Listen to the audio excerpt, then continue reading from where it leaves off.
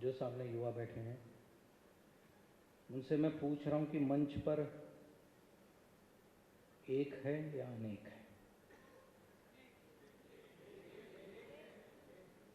एकमेव अद्वितीय ब्रह्म। यहां एक के अतिरिक्त दूसरा कोई नहीं है।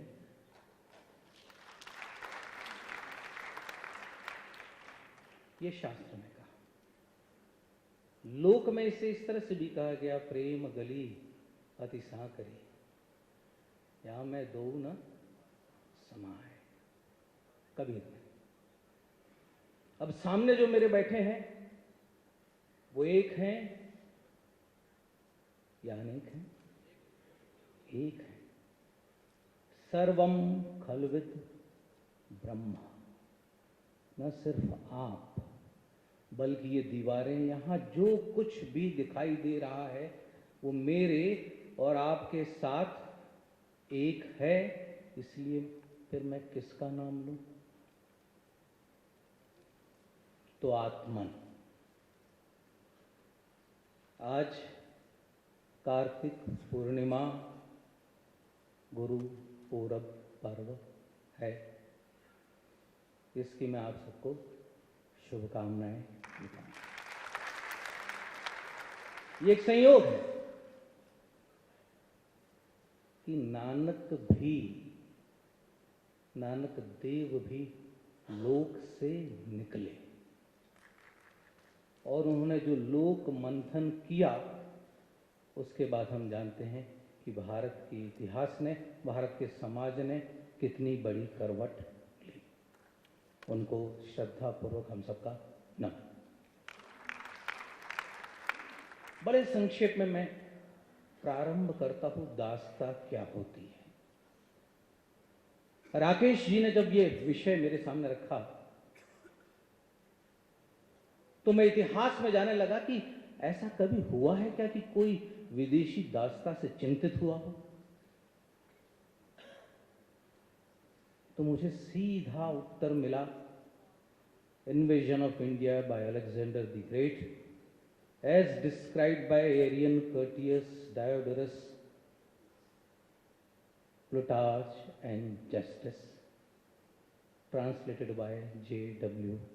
मैकेंडल। कॉइनस नाम याद आ रहा है? कॉइनस वो व्यक्ति था जिसने अलेक्जेंडर के सामने अपनी सेना की ओर से अपनी बात रखी थी कि हमें अपनी मातृभूमि वापस लौटना है। वो पहला व्यक्ति था जिसने विद्रोह किया था। क्यों किया था साथियों? मैं एक छोटी सी बात बताता हूं, आपको आश्चर्य होगा कि कॉइनस की चिंता क्या थी। कॉइनस ने अलेक्जेंडर से कहा कि वीर अलेक्जेंडर, हम अब अपनी मातृभूमि का बना हुआ वस्त्र भी नहीं पहनते हैं। हमने जिन देशों को जीता है उसका बुना हुआ वस्त्र पहन रहे हैं। ये कॉइनस की पीड़ा थी। कॉइनस जिन देशों को जीतता हुआ आ रहा था उस देश के वस्त्र भी उसको स्वीकार नहीं थे। तो क्या भारत को दास्ता के विचार स्वीकार हैं? पर मैं साथ में यह भी कहूंगा, क्या नो भद्रहा कृतो यंतु विश्वतः। हमारे मन के द्वार और खिड़कियां शुभ विचारों के लिए सदैव खुले। बड़ी विचित्र बात है। पिछले 3 दिनों से मंथन हो रहा है।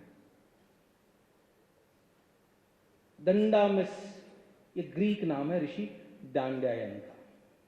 ओनासाइक्रिटस,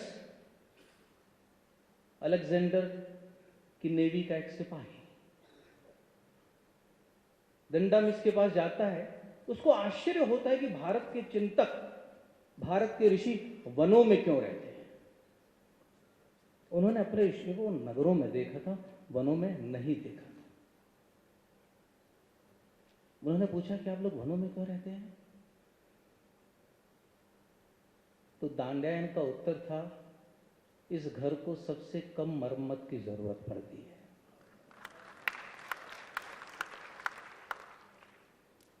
यही ओना सेक्रेटस कैलोनस,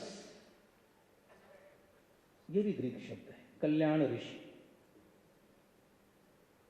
कल्याण ऋषि से मिलने गया। कल्याण ऋषि एक पत्थर की शिला पर, एक चट्टान पर निर्वस्त्र सोए हुए, लेटे हुए थे। ओना सेक्रेटस ने कहा कि मैं आपसे अलक्षेंद्र की ओर से ज्ञान की चर्चा करने आया हूं, संवाद करने आया था। कैलोनस ने कहा, ज्ञान की चर्चा करनी है तो अपने वस्त्र उतार और आ मेरे पास लेट जा। विचित्र व्यवहार है। एक ऋषि एक अतिथि को कह रहा है, वस्त्र उतार, मेरे पास लेट जा, बाद में ज्ञान की चर्चा करते हैं। ओना सेक्रेटस को बात समझ में नहीं आई। कल्याण ऋषि हंसने लगे कि वस्त्र उतारने को तैयार नहीं है तो मन पर पड़े हुए पर्दों को कैसे उतारेगा तू? तो साथियों, पिछले 3 दिनों में जो विचारक आए, उन्होंने यही कार्य किया है कि मन पर पड़े हुए पर्दों को धीरे धीरे उतारने का समय आ गया है। आप लोग घर जाएंगे, मुझे पूरा यकीन है कि जैसे तुकाराम की पत्नी उनकी प्रतीक्षा करती थी स्वागत के लिए, वैसे आपका भी स्वागत होगा।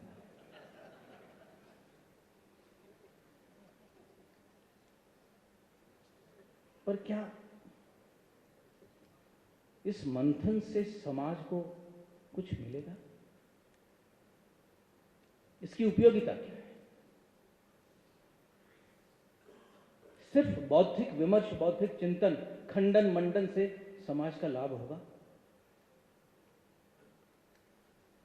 रिम्पोजी यहां है, उनको देखकर मुझे एक बुद्ध की कथा याद आई। बुद्ध का एक शिष्य था, उसे लगा कि उसे ज्ञान प्राप्त हो गया है और वो रोज गलियों चौराहों में जाकर प्रवचन करता था। जैसे हम लोग चर्चा करते हैं वैसे उसने चर्चा प्रारंभ की। तथागत बुद्ध तक ये बात पहुंची कि आपका शिष्य प्रतिदिन मुसाफिरों को राह में रोककर धर्म का उपदेश देता है। तथागत ने उसे बुलाया और पूछा, उस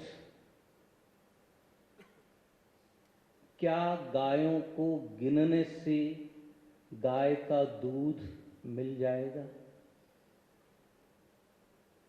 कोई गोपालक, कोई गोपाल सिर्फ गायों को गिनता रहे रोज, तो क्या उससे क्षीर, दूध मिल जाएगा? शिष्य ने कहा, नहीं। तो वो दूध कैसे मिलेगा? बोले, गायों की सेवा करनी पड़ेगी, उन्हें चरागाह ले जाना पड़ेगा, उन्हें चारा देना पड़ेगा, उनकी सेवा करनी पड़ेगी, तब जाकर वे दूध देंगी। परिश्रम करना पड़ेगा। तो मेरे आत्मन, क्या सिर्फ बौद्धिक विमर्श से समाज को अमृत मिल जाएगा? इस विमर्श को आगे ले जाना होगा।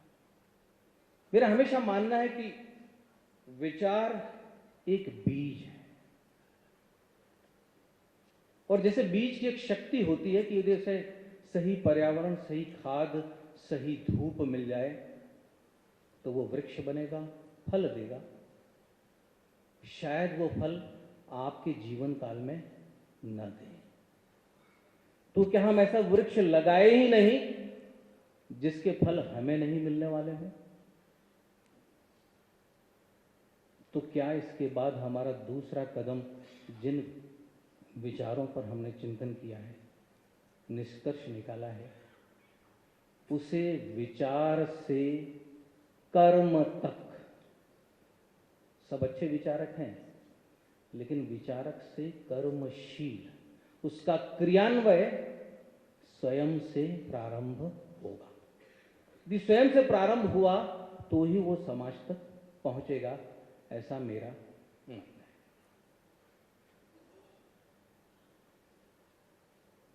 मैंने देखा जितने वक्ता है, अधिकतर वक्ताओं का अंत में निर्देश, संकेत वेदांत की ओर ही गया। ये वो बीज है जो वैदिक ऋषियों ने लगाया था, जिसे याज्ञवल्क ने सींचा, जिसे कभी माधवाचार्य ने सींचा, जिसे कभी आदि गुरु शंकर ने सींचा, जिसे कभी दाराशिकों ने सींचा, जिसे कभी मधुसूदन शास्त्री ने सींचा, जिसे कभी विवेकानंद ने सींचा। और आज उस वृक्ष के, उस विचार वृक्ष के पूरे देश में अनेक उत्तराधिकारी हैं। क्या उस परंपरा के हम उत्तराधिकारी बनना चाहते हैं? चाहते हैं तो हमें क्या क्या करना पड़ेगा? अक्सर लोग ध्येय को बीच में छोड़ देते हैं। इसलिए छोड़ते हैं कि सबसे बड़ा भय असफलता, अपयश का भय।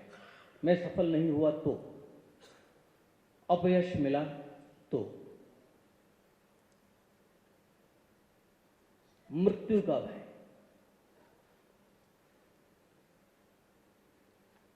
साथियों, चाणक्य नीति में चाणक्य ने एक जगह लिखा है कि अनुयायियों की कमी नहीं है, योजकों की कमी है, नेतृत्व करने वालों की कमी है, दिशा दिखाने वालों की कमी है। क्या वो उत्तरदायित्व आप लेना चाहते हैं? और यदि वो उत्तरदायित्व आप लेंगे तो आपके साथ क्या क्या हो सकता है? मैंने इतिहास में ऐसा कोई प्रसंग नहीं देखा जहां बड़े महापुरुष का अपमान ना हुआ। हम सभी जानते हैं चाणक्य को धनानंद के सभा से भेज दिया गया था, और वो एक क्षण था जब चाणक्य को यह अनुभव हुआ कि इस देश की कैसी दुर्दशा है।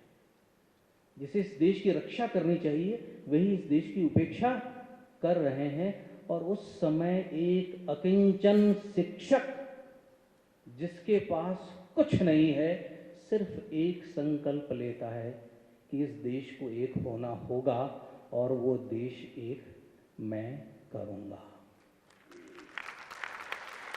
और सिर्फ 3 वर्ष, ठीक दूसरा बिंब मैं आपको दिखाता हूं कि जैसे किसी विष्णुगुप्त, चाणक्य, कौटिल्य को फेंक दिया गया, महात्मा गांधी को भी ट्रेन से निकालकर फेंक दिया गया। उसका परिणाम क्या हुआ हम सभी जानते हैं। विश्व के इतिहास में इतनी बड़ी अहिंसा से क्रांति नहीं हुई। कुछ लोग कहते हैं मेरे पास साधन नहीं है, मैं ध्येय को कैसे प्राप्त करूंगा?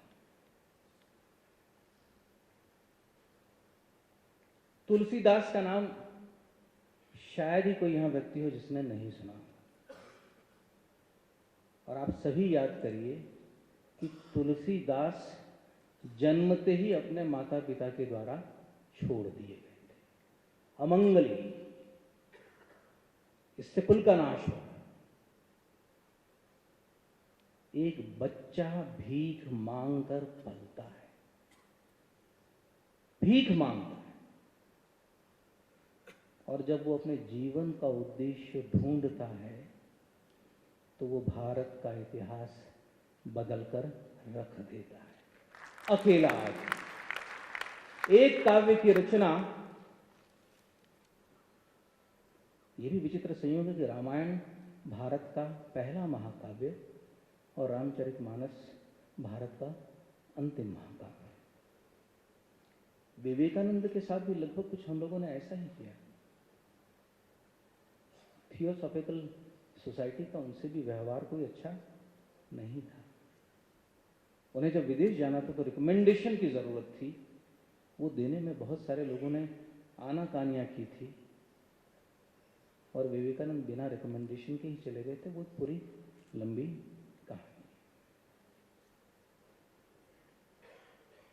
मेरे कहने का तात्पर्य, साधन के बिना भी सिर्फ संकल्प के आधार पर लोगों ने इस समाज को बदलकर दिखाया।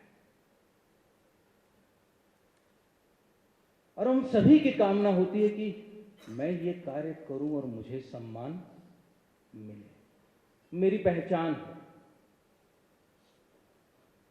आत्मन, मैं आपको कहता हूं कि ये सम्मान की आशा छोड़ दो। ऋग्वेद, यदि मेरी स्मृति साथ देती है तो ऋग्वेद में कहा है कि बुद्धिमान को, बुद्धिजीवी को सम्मान की कामना नहीं करनी चाहिए। उसे सम्मान को विष की तरह देखना चाहिए और उससे दूर भागना चाहिए, और अपमान को अमृत की तरह समझना चाहिए और अपमान को प्राप्त करने की कोशिश करनी चाहिए, क्योंकि यह अपमान ही आपको पौरुष और बल देगा। तो मैं आपको शुभकामनाएं देता हूं कि आपका अपमान हो।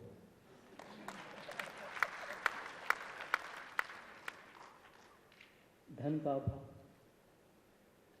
हम जैसे लोगों के लिए नचिकेता ने बड़ी समस्या कर दी है।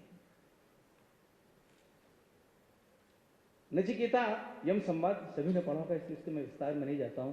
एक ही सूत्र कहता है, न वित्तेन तर्पणीयो मनुष्य, मनुष्य के धन की प्यास कभी नहीं बुझने वाली है, इसलिए मुझे धन नहीं, मुझे तो वो सत्य बताओ। पर कभी कभी मुझे आश्चर्य होता है कि एक नचिकेता जो 14 साल से छोटा था, वो धन की कामना नहीं करता है। फिर कभी कभी मुझे लगता है कि चाणक्य ऐसा क्यों कहते हैं कि अपने को अमर समझकर धन का अर्जन करना चाहिए। जैसे मछियारा जाल में मछली पकड़ता है, वैसे धन अर्जित करना चाहिए। निर्धन इंद्र का समाज सम्मान नहीं करता। लिखने वाला अकिंचन शिक्षक। मुझे कल समझ में आया दत्ता जी कि इन दोनों के बीच में एक बात लेखक ने नहीं बताई कि ये धन किसके लिए चाहिए। अगर नचिकेता को कहा होता यम ने कि मैं समाज और देश के लिए धन देता हूं, तो शायद वो कहता कि मैं लेने के लिए तैयार हूं। और चाणक्य भी जिसकी बात करते हैं वो धर्मपूर्ण अर्थ की बात करते हैं, अधर्मपूर्ण धन की नहीं करते। इसलिए ये भी आप जान के रहिए, न वित्तेन तर्पणीयो मनुष्य।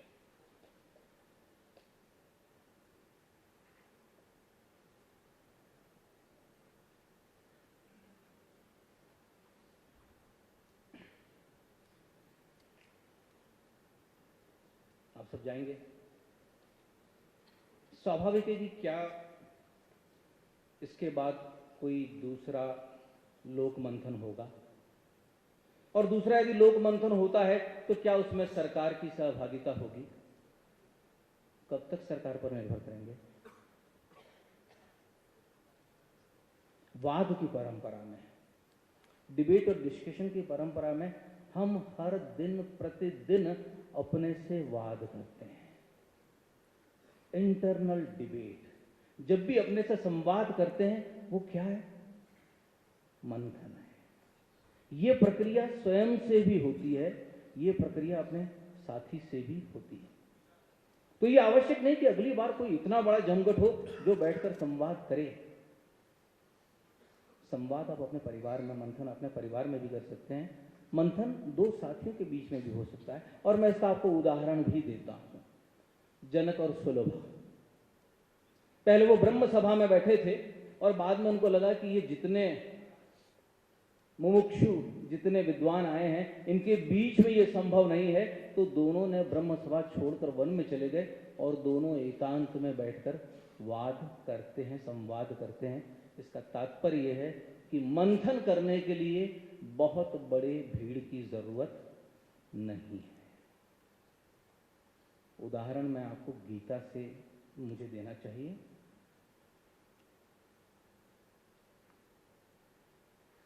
कृष्ण के पास अवसर था, युद्ध की भूमि में एक से एक महान चिंतक, महान योद्धा, लेकिन कृष्ण चुनते हैं किसे? अर्जुन को, युधिष्ठिर को नहीं, कृपाचार्य को नहीं, द्रोणाचार्य को नहीं, इसलिए कि उस युद्ध का परिणाम बदलने वाला वे जानते थे कि अर्जुन है।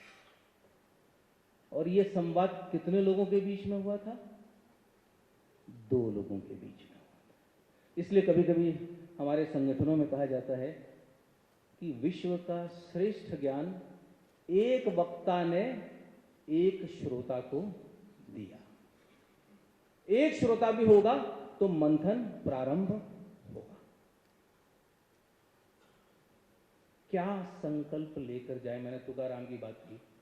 आप घर जाएंगे, द्वार खोलेगी पत्नी या पति, तो आप कहेंगे कि मैं लोक मंथन से संकल्प लेकर आई हूं या लेकर आया हूं, तो हो सकता है उसके बाद गन्ने तुकाराम जी की पत्नी के हाथ में थे,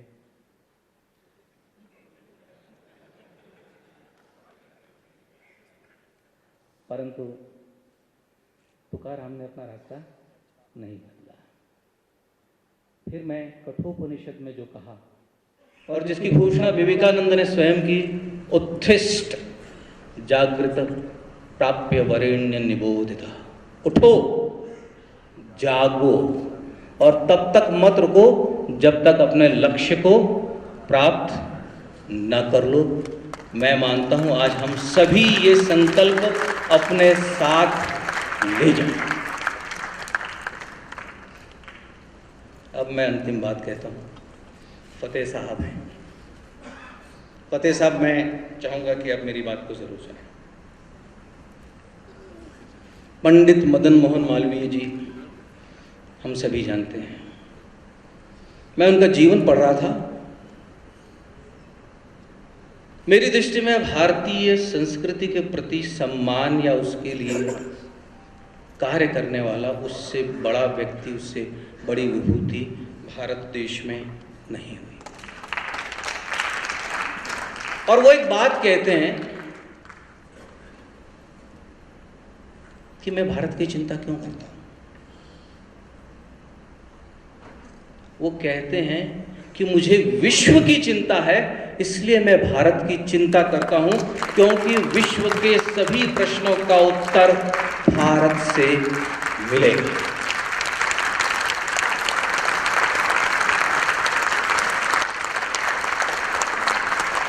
और एक आखिरी बात कह के मेरी बात समाप्त है। विचारक होना बहुत अच्छी बात है, निष्क्रिय विचारक होना बुरी बात है। ये पंक्ति मेरी नहीं है, ये गोलवलकर जी की है कि इस राष्ट्र को जितनी हानि दुर्जनों की दुर्जनता से नहीं हुई है, उतना इस राष्ट्र को हानि सज्जनों की निष्क्रियता से हुई है। तो कृपया सक्रिय हो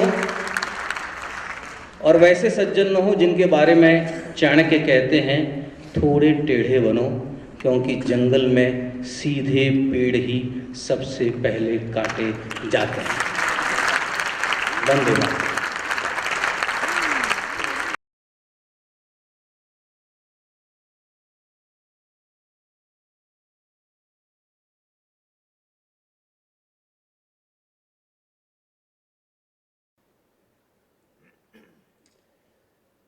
सर्वेभ्यो नमः। Sometimes people ask me whether I believe in Punarjanma. I must believe in Punarjanma because I must have done some paap and I must have done some punya. I've done some punya as a result of which today here I happen to have the fortune of being a co-panelist with the Honorable Chief Minister of Madhya Pradesh, Shivraj Singh Chauhan ji, and with someone like Dr. Murli Manohar Joshi ji. But I must have also done some paap for which I'm undergoing the prayaschitta now, which is to be in this very, very difficult and unenviable position of being wedged in between these two speakers. The topic of today's session, the theme, is nationalism in an era of neoliberalism and globalization, which automatically tends to suggest that we are talking about matters economic. I don't think matters economic can be de-linked from other matters. Which is why, although I will focus on the economic, I want to raise some other issues also, as has been raised by the Honorable Chief Minister. Let me begin by quoting something in Bengali. I will not translate it because I will so choose the words that a translation will not be necessary. And this quotation is from something that Swami Vivekananda wrote. As almost everyone present here knows, Swami Vivekananda wrote mostly in English. He lectured mostly in English, but he also occasionally wrote in Bengali. And he wrote very, very powerful prose in Bengali. Bengali is a very delicate kind of language. It's a language in which it is easy to write poetry. It is not very easy to write powerful prose in Bengali. But there are some who did, Swami Vivekananda being one, and Bankim Chandra being another. This particular part that I'm about to quote is something that he wrote both in English and in Bengali. And it was published in a monograph called Modern India. In Bengali, it is called Swadesh Mantra, which I don't have to translate. And the little bits I'm going to quote, I will choose so that no translation will be necessary. He Bharat, ei পরানুবাদ পরানুকরণ পরমুখাপেক্ষা এই দাস সুলভ দুর্বলতা এইমাত্র সম্বল করিয়া তুমি উচ্চ পদাধিকার লাভ করিবে। হে ভারতবাসী সদর্পে বলো আমি ভারতবাসী, বলো ভারতের দেবদেবী আমার ঈশ্বর, ভারতের কল্যাণ আমার কল্যাণ, ভারতের সমাজ আমার শিশুসজ্জা, আমার যৌবনের উপবন, আমার বার্ধক্যের Varanasi. If you want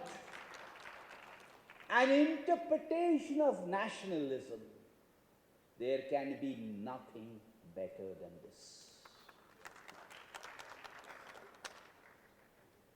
The reason I began with this is all of us have multiple identities. All of us wear multiple hats. I am a Bengali. I belong to X community. I belong to Z part of India. I belong to W ethnic community. But transcending all of that, I am an Indian. These multiple identities are not incompatible. They exist simultaneously. Indeed, there are people who have attained moksha. Indeed, there are people who have realized the union with the Sat Chit and the Ananda. I'm not talking about those people who have transcended and overcome ahankar, the sense of I. I'm not talking about those people. Those people are extremely rare. For the vast majority of us, there is I. And I means a sense of pride. If I am not proud of my country, what it means is I am not proud of my own self. If I am proud of myself, I have to be proud of my own country. This is the country in which I was born. This is the country in which all of us probably have been born. This is the country in which we have grown up. This is the country in which we will die. শৈশবের সমাজ শৈশব যৌবনের উপবন বার্ধক্যের Varanasi. India is in the food that we eat. It is in the air that we breathe. It is in the water that we drink. That is the reason every time I at least come back from abroad and the plane begins to descend, I feel, despite all the pollution and all the problems, that there is a breath of fresh air. Asau sarna lankapuri namelok lakshmana rochate janani janma bhumishya sargadapi garivasi. Why am I bringing this up? The reason I'm bringing this up is because it is extremely pertinent to what we are discussing today, neoliberalism and globalization. I completely agree with Sivraj Singh Chauhan ji. This is not something on which there needs to be a debate. The issue really is who is shaping that agenda. That's the debate. If we are proud of ourselves, if we are proud of being Indians, then we should increasingly have the confidence that we will be able to shape the nature of that globalization debate. That globalization debate will not be a debate that is thrust upon us. It is a debate, it is an agenda, it is a template that we can inflict, and I am deliberately using the word inflict, on the rest of the world. Neoliberalism and globalization. If I interpret that in the economic context, there are two dimensions. They are related dimensions, but they are two distinct dimensions. One dimension is connected with international and cross-border trade, cross-border capital flows, cross-border labor flows, and it is linked to negotiations. It is linked to negotiations. Those negotiations may be bilateral, those negotiations may be plurilateral, those negotiations may be multilateral, such as through the WTO. In any process of negotiations, to get something, you have to give up something in return. The question really is, what are you giving up and what are you getting in return? It is my submission and it is my proposition that the more confident you are, the more strong you are economically, the more you get and the less you have to And it is also a fact that increasingly in these negotiations, it is the so-called developed countries which have become more and more protectionist. And it is the emerging economies like India which now want the liberalization and the globalization. So far as this internal part is concerned, my statement is, the stronger we become economically, the more confident we will be in the negotiations, the more powerful will be our voice, and therefore, this impression that the globalization agenda has been thrust upon us by someone else will increasingly begin to disappear. The second part, which is a linked one, is also economic, and that concerns what can be called domestic economic reforms. It was mentioned in the introduction that I work for Niti Aayog, as indeed I do. And we are in the process of devising a vision document for the country which will look forward 15 years.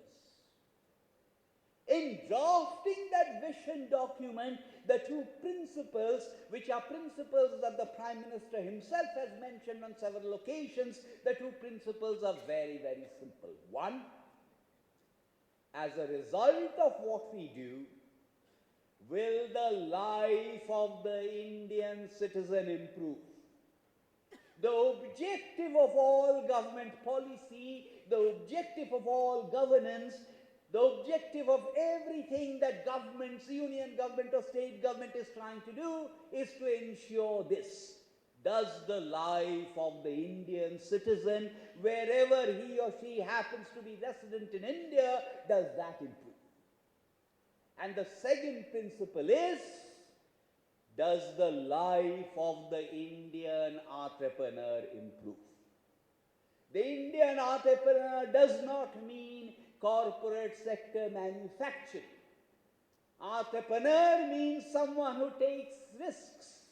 And the Indian farmer is far, far more risk-prone, takes many more risks than the corporate manufacturing enterprise does. So the idea is to improve the enabling environment for all entrepreneurs.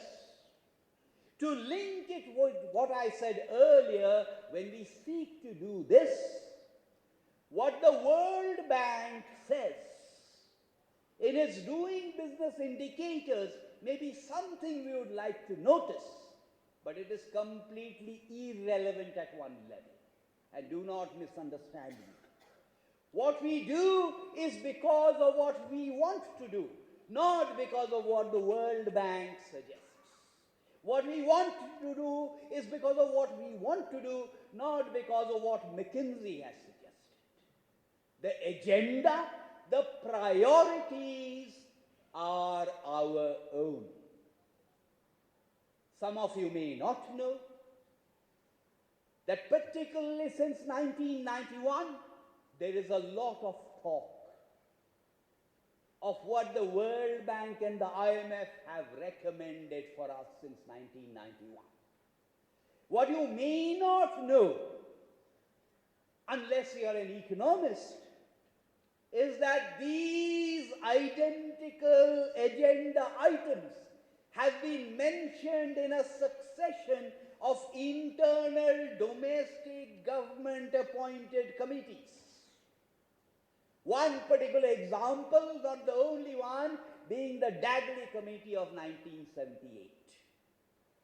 So the World Bank and the IMF in 1991 and after 1991 were simply recycling those arguments. They are just recycling them. Let me give you a completely different example. For the government, instruction for the government. These are the 17 most important types of civil cases. And you will address them in that particular order of priority, beginning with the most important one. And what is number one? Breach of contract. If I just tell you this, you will think that it is something that has been recommended perhaps by the ADB or the World Bank. This is actually from the Shanti Parva. When Bhishma teaches Yudhishthira, lying down on the bed of arrows, that identical statement is there in Manusmriti. So in terms of our shaping the agenda, if we only read what is there in our texts, including Kautilya's Arthashastra, but Kautilya is not the only one, we will then be able to shape, as I said, the agenda. But this brings me to another point. The word globalization is usually used in the context of economics. But it has another nuance also, and that nuance is culture, Sanskriti, which is part of our history, it's part of our legacy, and the reaction on the part of many countries, including smaller countries in Western Europe, is our culture will be threatened as a result of globalization. Our culture is many thousands of years old. I do not think our culture is so fragile that it will be affected and distorted and influenced by this recent tide of globalization. As Shivraj Singh Chauhan said, globalization is not new at all. All that has changed in this new era of globalization is the form it takes. Even in more recent times, interpreted as cross-border movements of labor, globalization was pretty common in the 19th century. So I do not think our culture is so fragile. What is the problem? The problem, I think, is we do not even know what is our culture. We do not even know what is our legacy.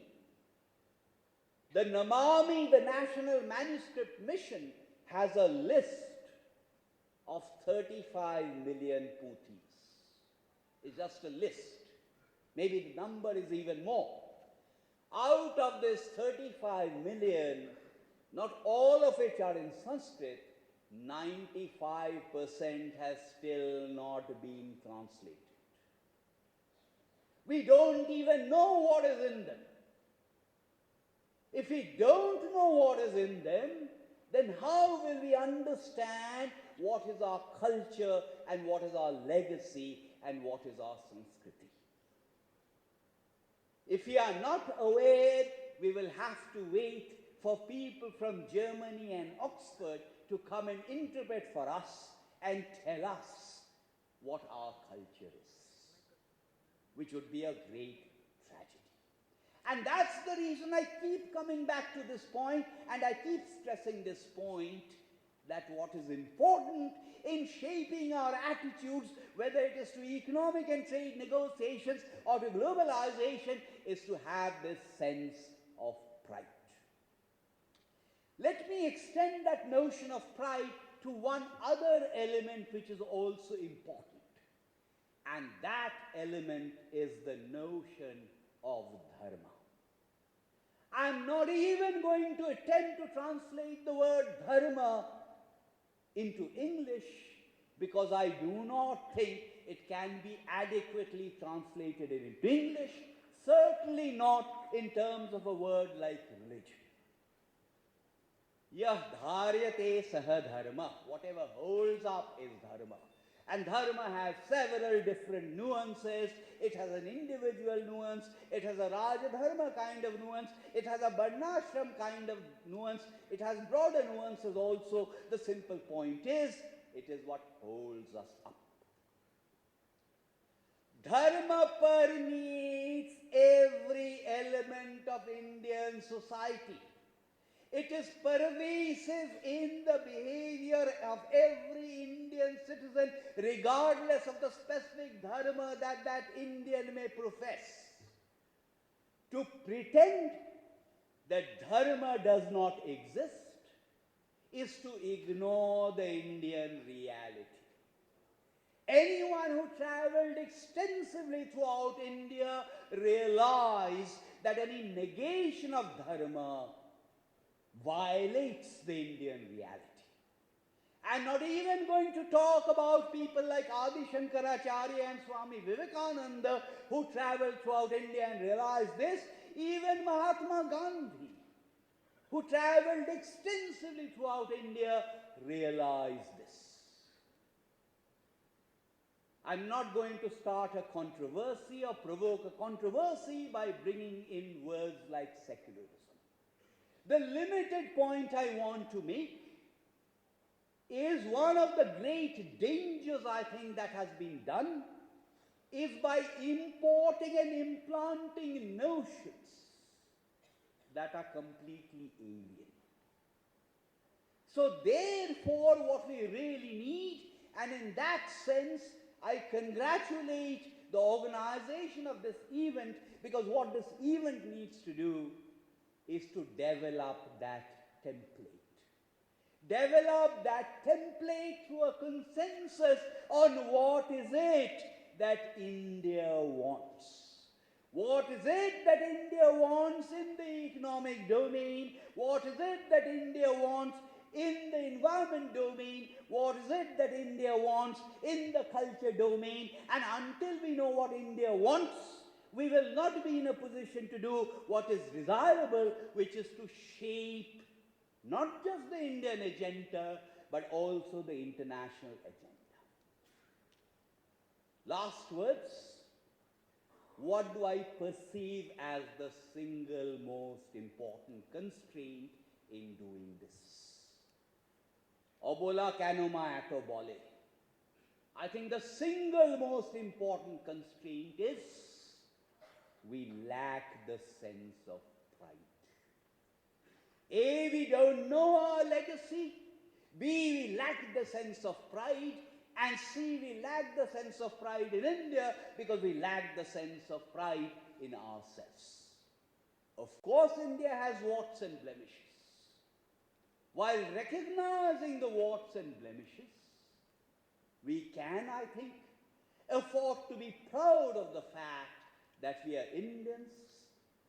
From the snowy-capped mountains of Kashmir to the turbulent oceans in Kanyakumari, from the arid, salty deserts of Gujarat to the lush green forests of Arunachal Pradesh. This is a country I was born in. This is a country that I am proud of. I'm proud to be an Indian. I'm proud to hold up my head and say I'm an Indian. And I think that is the message that should go out. Thank you very much.